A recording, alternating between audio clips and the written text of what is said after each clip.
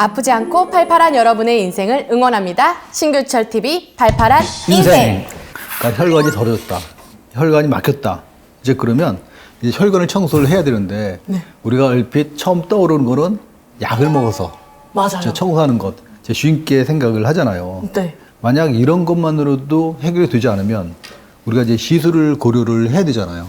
그렇죠. 그럼 이제 우리가 혈전증 치료를 어떻게 해야 되는지 그런 단계와 방법 이제 그거를 우리가 이제 권 원장님이 한번 얘기해 주셨으면 좋겠어요. 네. 네, 약간 이제 혈전이 생기는 상황들은 조금 이제 천천히 진행하는 상황이라기보다는 갑자기 급성으로 생기는 상황이라고 생각을 하시면 되겠는데요. 저희가 모든 생활 습관도 정말 잘 해드릴 수 있도록 노력을 하고 좋은 약도 잘 처방을 하고 네. 이렇게 저희가 하는 모든 노력을 함에도 불구하고 이런 문제들이 생겼을 때 얼른 혈관을 개통을 해드려야 되는데 그래서 혈관 개통은 이제 시술적인 관점에서는 일단은 혈전이 있다면은 혈전 자체가 이제 피를 가지 못하게 막고 있기 때문에 혈전을 제거를 해서 혈전으로 인한 부담을 덜어주고 그 다음에 혈전이 잘 생길 수 있는 그런 요인이 될 만한 혈관 협착이라든지 또는 이제 혈전 외에 이제 그런 플락에 의해서 막혀 있는 그런 혈관들을 물론 재개통을 해줘야 되죠. 그래서 플락이 뭐예요? 플락이 뭐냐면은 혈전은 이제 말 그대로 그런 적혈구들이 뭉쳐가지고 있는 피떡이죠. 네. 근데 이제 동맥경화는 이제 피떡이 생기는 거 상관이 없이 혈관 자체에 이제 이런 여러 가지 층들이 있는데 그런 층이 두꺼워진 걸 저희가 플락이라고 이제 부르거든요. 뭔가 이게 두꺼워지면 플락이라고 하는. 이제 그렇게 이해하시면 편해요. 네, 알겠습니다. 뭐 예를 들어서 뭐 콜레스테롤이라든지 그런 것들이 점점 쌓여가지고 이제 벽을 이제 두껍게 만들어잖아요. 네. 그 쌓이는 이제 그 상태를 우리가 이제 플락이라고 얘기를 네. 하죠. 저희 스승님이 좀 자주 하는 얘기가 저희들이 하는 일은 단순하다. 우리가 하는 일은 그래서 막힌 건 뚫고 뚫린 건 막는다. 이런 얘기 많이 하시는데요. 귀에 쏙 박히네요. 네. 그래서 혈전을 제거하고 이제 좁아지거나 막힌 건 뚫어주고 네. 필요한 경우는 마지막으로 이제 항응고제 같은 것을 해서 시술 후 관리까지 해주는 그 3단계를 저희가 얘기를 하고 있습니다.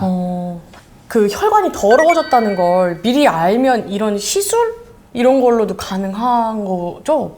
이제 이런 시술들이 저희 예방적으로 하지는 않아요, 보통은. 아, 그래요? 뭔가 왜냐하면은 아무리 작게 절개를 한다고 해도 결국에는 환자 몸에 이제 칼을 대야 되는 거고 뭔가 환자 몸 안에 바늘로 찔러서 뭔가 기구를 넣어야 되는 그런 상황들이기 때문에 어쨌든 그런 상황은 최대한 저희가 피하고 싶은 거죠. 최대한 이제 보존적으로 약물을 쓴다든지 이런 여러 가지 생활 패턴을 좀 잘 이렇게 개선을 해서 지내시지만 그럼에도 불구하고 문제가 생겼을 때 그때 저희가 하는 거거든요. 그럼 그런 시술에는 어떤 종류가 있어요, 선생님? 이제 미국의 영상의학과 의사 찰스 도터라는 사람이 있어요. 찰스 도터가. 예, 제가 굉장히 이제 존경하는 분인데 1964년에 이제 인류 첫 번째 그 혈관 성형술을 풍선 확장술을 했던 날이에요. 그래서 뭐 이렇게 사진을 걸어놓고 뭐 절하고 이러진 않았는데 그냥 마음속으로 진짜 그런 방에 가면 이렇게 절하는 거 있는 거 아니에요?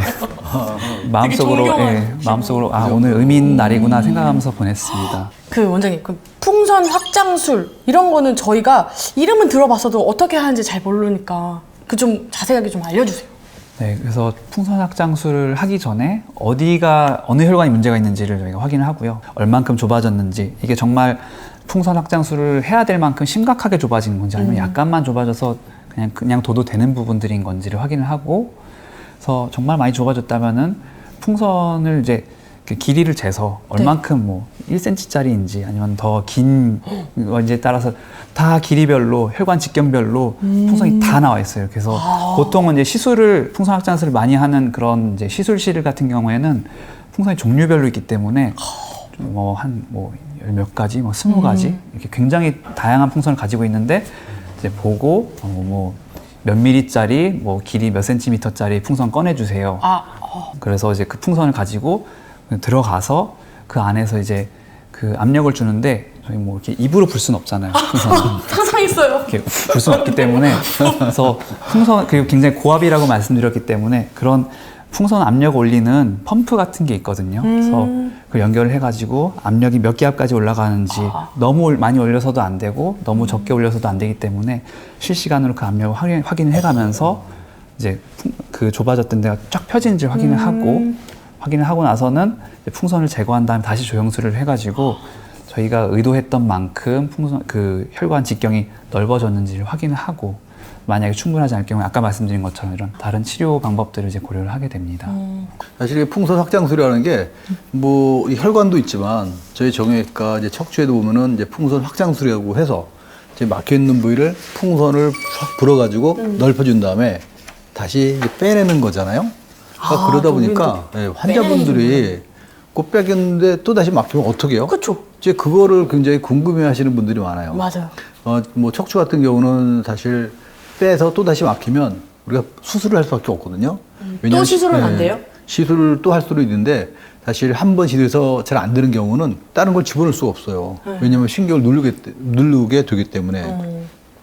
근데 이런 그 혈관 같은 경우에는 만약 풍선 같은 경우를 넣어서 또 다시 막히게 되면 이제 그 다음 단계로 할 수 있는 뭐 다른 방법도 있을 거 아니에요? 네, 그래서 이런 상황들이 가끔 옵니다. 이제 시술을 할 때 좁아진 혈관이 있어서 1차적으로는 풍선 확장술을 하게 되고 풍선으로 이렇게 한번 그 좁아졌던 혈관을 쫙 늘려보는데 사실 굉장히 고압이거든요. 굉장히 높은 압력으로 거의 약간 찢어놓는다고 이해를 하시면 되는데 살짝 이름은 너무 귀여운데 네, 되게 무섭네요. 네, 귀엽게 찢어놓습니다. 그래서 겁먹지 마세요, 여러분. 네. 그래서 왜냐하면은 굉장히 단단하게 좁아져 있는 거기 때문에 고압력으로 이제 넓혀 놓게 되는데 그럼에도 불구하고 충분한 그 내경이 확보가 안 될 경우에는 이제 그 다음 단계로 이제 스텐트를 이제 풍선 한번 넓혀 놓고 그냥 시술을 끝내는 게 아니고 이제 풍선으로 한번 확장술을 한 다음에 피가 잘 가는지를 조영제를 쏴서 확인을 하게 되는데 그때 충분한 만족스러운 결과가 나오지 않을 경우에는 이제 스텐트까지 같이 이제 삽입을 하게 됩니다. 스텐트는 뭐예요? 풍선은 뭐 넓혀서 한다 이렇게 하는데 스텐트는 이렇게 뭔가 철이에요? 스프링 같은 거예요. 쉽게 말씀을 드리면은 스프링인데 혈관 안에 들어가서 이제 어떤 일정 이상의 어떤 외력을 이제 가할 수 있게끔 해주는 풍선은 이제 하고 나서 빼면은 아무것도 없지만 스텐트 같은 경우는 그 안에 남아서 계속 외력을 주고 받쳐주는 역할을 하는 아주 거죠. 작은 파이프가 들어간다고 보면 되죠. 네. 그 파이프 스프링 통해서 같은 걸로 계속 이렇게? 예, 들어가니까. 네. 예. 이게 저 됐어요. 예. 이런 뭐 치료 말고도 또 사실 그 요즘 뭐 영상의학과에서는 혈관 개통술이라는 건 어떤 거죠? 네, 아마 이제 그 풍선 확장술이라든지 스텐트 삽입술 이외의 것들 그 다음에 최근에 나왔던 이제 그런 치료 기구들 말씀하시는 것 같습니다. 그래서 죽종 절제술이라고 해가지고 요거는 이제 실제로 깎아내는 거예요. 깎아내는 게 뭐냐면은 면도칼 같이 칼날이 달려 있는 치료 기구를 혈관 안에 넣어서 이제 석회가 딱딱하다든지 이런 것들은 이제 스텐트를 대도 완전히 펴지지 않는 경우들이 있거든요. 그래서 그런 경우에는 이제 그 칼날로 그 석회들을 이제 깎아내는 거죠.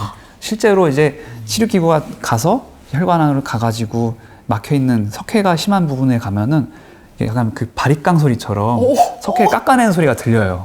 진짜요? 예, 그 가다 이렇게 딱딱한 거 이렇게 뚫는 예, 것처럼. 그렇게 실제로 그런 소리가 나죠. 그러는 이제 기구들도 있고 아까 말씀드렸던 이제 혈전으로 꽉 막혀 있을 때는 사실 이제 관으로 넣어서 이제 빨아내는 걸 많이 했었는데 그 주사기로 이제 빨아내는 것들이 잘 원활하지 않고 그게 여러 번 해야 되고 굉장히 힘들어요. 그래서 그런 것들을 이제 그런 개선해가지고 식염수를 빠르게 분사해가지고 혈전을 부숴가지고 그 식염수를 분사한 동시에 빨아내는 그런 방식으로 이제 혈전 제거를 하는 기구들도 있고요. 고압 굉장히- 세차처럼 이렇게. 네, 맞아요. 그 고압에 저 잘 생각했죠. 아주 그냥 아이디어가 머리가 좋으시네. 아주. 저 이제 막 이런 거 잘할 수 있을 것 같아요. 그 고압 세차처럼 세차기. 이렇게 딱 쏘는 그런 거. 네. 과거에는 수술을 많이 했던 것들인데 이제는 이제 혈관 안에 들어가서 치료 기구를 넣어가지고 뭐 풍선을 넓히든지 스텐트를 대든지 또는 아까 말씀드렸던 깎아내든지 뭐 빨아내든지 이러는 그런 이제 시술들을 하게 되는 거죠. 많은 분들이 이제 잘 못 생각하고 있는 게 있어요. 특히 이제 어떤 분들 보면은 이제 예를 들어서 뭐 이제 여기 목에 있는 혈관이 막혔다. 아니면은 뭐 심장에 있는 혈관이 막혔다. 뭐 뇌에 있는 혈관이 막혔다. 딱 그거 하나가 막혔다라고 이제 생각을 하거든요. 네. 그런데 사실 이 혈관이 막히는 경우는 아까 우리 잠깐 우리 권 원장님 말씀하셨던 것처럼 이제 동맥 경화, 이제 이 동맥이 이제 점점 콜레스테롤이라든지 그런 것들이 이제 쌓여가지고 이 혈관이 좁아져 버린 거거든요. 근데 평소에 생활 습관이 안 좋아서 혈관이 막혔는데 오늘 우리가 여기만 뚫었다고 해서 사실 여기만 막히는 상태가 아니라 온몸에 있는 모든 동맥이 다 막혔다고 생각을 해야 돼요. 특히 이쪽이 많이 막혔기 때문에 증상이 나타난 거고 또 어떤 분들은 내가 여기 뚫었으니까 이제부터는 옛날처럼 똑같이 생활하겠다. 뭐 담배 피고 술 마시고 막 무질서한 옛날을 그대로 돌아가시는 분들이 많거든요. 그런데 사실 여기가 뚫었어도 다른 부위는 계속 막힐 수가 있고 또 이 뚫었던 부위도 주위가 또 막힐 수 있어요. 내가 이 혈관을 이제 뚫어서 치료를 했어도 그게 완치가 된 게 아니라 이제 그 부위만 살짝 넓혀서 증상 완화만 시켜준 거기 때문에 오히려 더욱더 막히지 않도록 그 꾸준한 관리를 하는 게 굉장히 중요해요. 그럼 어떻게 해야 돼요? 사실 관리라는 게 뭐 다 알고 있지만 뭐 사실 쉽게 행하지 못하는 이제 그런 것들이거든요. 뭐 잘 아시겠지만 한번 그래도 한번 제가 다시 짚어볼게요. 네. 일단 싱겁게 먹고 그다음에 채소 해조류는 충분히 먹는 것. 가장 기본이고요. 저는 것 같아요. 네. 그다음에 운동 꾸준하게 매일 주 5회는 좀 하시는 게 굉장히 중요합니다. 뭐 이제 어떤 콜레스테롤 좋고 어떤 콜레스테롤 나쁘고 그런 얘기 많이 하잖아요. 네. 특히 뭐 등푸른 생선 그거 거기에 좋다고. 있는 콜레스테롤 좋다고 하니까 그런 등푸른 생선 많이 섭취하시고 그다음에 술, 담배 절대로 안 됩니다. 네네. 자, 쉽죠? 아니요, 전혀요.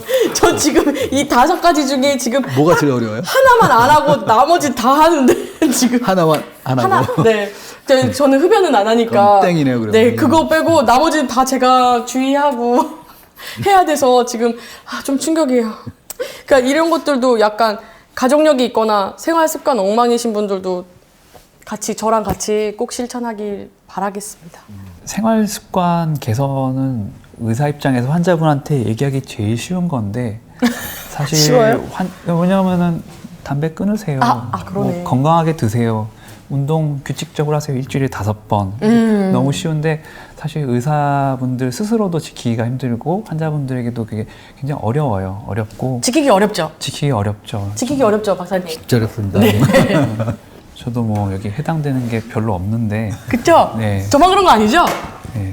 그래서 이런 생활 습관 개선이 굉장히 어렵습니다. 사실 하긴. 네, 충분히 이해를 하고 있고 근데 네. 의사 입에서 나오긴 정말 쉬운데 네네. 환자분들의 입장에서 너무 힘든 거기 때문에 이거를 정말 제가 어디까지 이렇게 강하게 얘기를 해야 될까 정말 그렇게 말씀드리기가 참 어려워요. 근데 굳이 말씀드린 게 2가지가 있다면은 저는 네. 말씀을 드렸는데 초음파를 하면서 제가 거의 약간 점쟁이처럼 이제 초음파 하시는 환자분들한테 딱 질문을 던지면은 거의 한 70% 이상 정답률을 내는 그 질문이 있어요. 뭐요?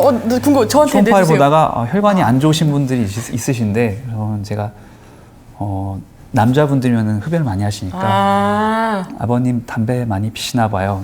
굉장히 맞다고 하시고 이 집 용하네요. 그리고 이제 어머님들인데 혈관이 안 좋으시면은 이제 담배 피시는 경우가 굉장히 적기 때문에 네. 그때는 제가 어머님 당뇨 있으세요? 그러면은 이 2가지는 정말로 뭐 그 혈관이 초음파로 보면 눈에 안 보일 정도로 나쁘신 분들이시거든요. 그래서 혈당 관리 잘 하셔야 되고 담배를 피신다면은 정말 끊으셔야 되고 그 2가지는 제가 정말 지인들한테도 누누이 강조하는. 네, 그럼 여러분 혈당 관리랑 흡연, 금연은 꼭 하시길 바랍니다.